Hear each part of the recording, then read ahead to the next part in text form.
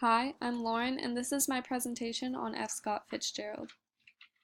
Some basic information I would like you to know is that his full name is Francis Scott Fitzgerald.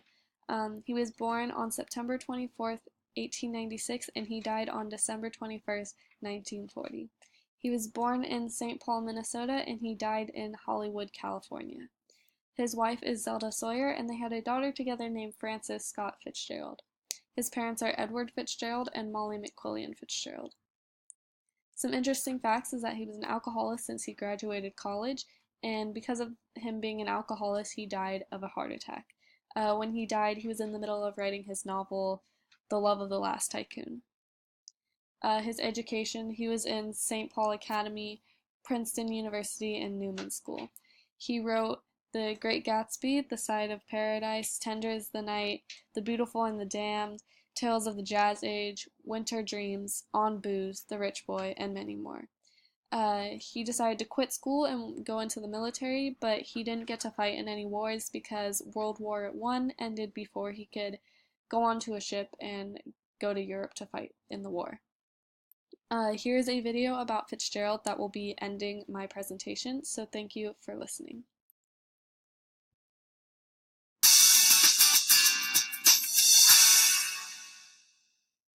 F.Scott Fitzgerald was one of the 20th century's greatest writers.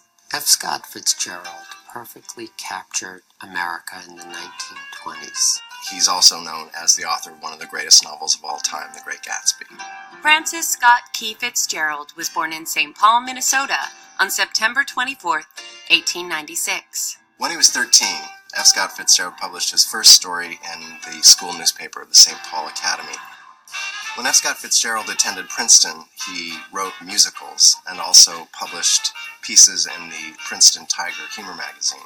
Because of his devotion to his writing in college, his academics suffered and had to leave after 3 years, and he joined the Army.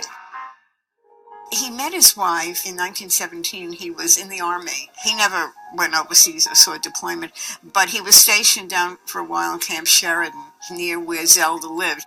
She refused to commit herself until she was sure that he had enough money to support her.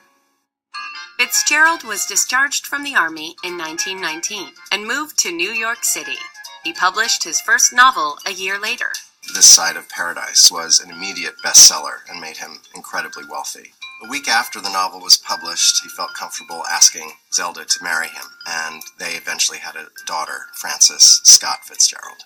It was the novel of the period, 1920, the beginning of what we call, and he called the Jazz Age. And it said that the initial printing in the first year or two sold over 50,000 copies, which was an enormous amount. In 1924, Fitzgerald moved to France, hoping to spark his creativity. A year later, he published his greatest work, The Great Gatsby. The word Gatsby has entered the American vocabulary. You will see people described as Gatsby-like. The event was like Gatsby Party. The word Gatsby now means something. It is still probably the biggest selling great American classic. Over the course of his career, Fitzgerald wrote 178 stories and published them in magazines such as the Saturday Evening Post and in Esquire, and this helped financially support him in order to write his novels. Fitzgerald's subsequent novels, such as his 1934 Tender is the Night, never matched the success of The Great Gatsby.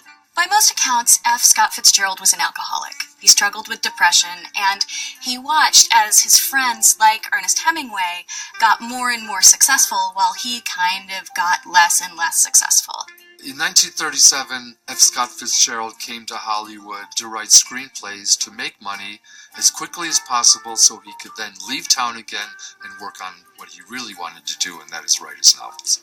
Fitzgerald was halfway through his final novel, The Last Tycoon, subsequently known as The Love of the Last Tycoon, when he died of a heart attack on December 21st, 1940. In my opinion, he is the greatest writer of the 20th century. You can take a Fitzgerald sentence and you want to reread it because it's so beautiful. If you take the last lines of Gatsby, so we beat on, boats against the current, borne back ceaselessly into the past. Who ever wrote a sentence like that? F. Scott Fitzgerald captured something essential about America. With a glint of wit, as reflected in a champagne glass. He's our great American writer.